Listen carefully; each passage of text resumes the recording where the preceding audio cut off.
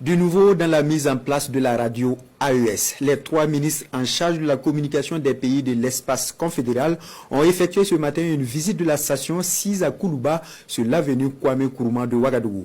De la régie au studio en passant par les salles de réunion de rédaction, la délégation fait le constat des installations pour le démarrage des activités. Bernard Kombilem, Moussaki.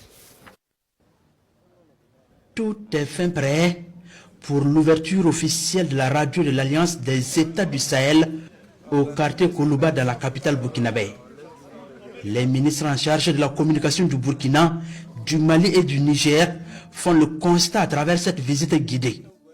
De la régie au studio, en passant par les salles de réunion, de rédaction et de montage, la station radio de l'AES est dotée d'équipements de dernière génération. Une avancée significative dans la mise en œuvre du projet de création de la radio AES voulu par les chefs d'État des 3 pays de l'espace confédéral pour un renforcement de la communication sur les actions de développement. Tout est fin prêt pour son démarrage. Nous espérons très prochainement la mettre en œuvre pour pouvoir vraiment remplir la mission que nous ont instruite nos chefs d'État. C'est comme vous le savez, la communication est extrêmement importante dans le cadre de la souveraineté de nos États.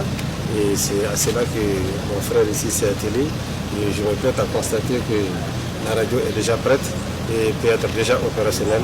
Il suffit juste de quelques formalités administratives pour cela. La radio AES se veut un véritable instrument de communication et de souveraineté.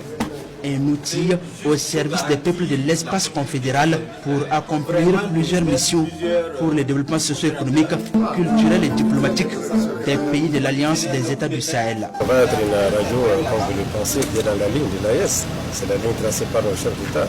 C'est celle de la promotion de l'intérêt de nos peuples, n'est-ce pas? C'est informer, c'est sensibiliser, c'est éduquer, c'est divertir, c'est promouvoir les vertus de l'AES qui sont la souveraineté et puis la primauté des intérêts de nos populations.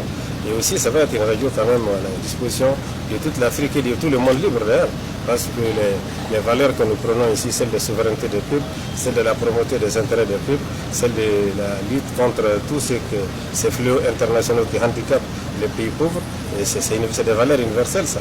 Avant cette visite, les 3 ministres en charge de la communication ont échangé avec l'équipe technique chargée de la mise en œuvre de la station radio AES.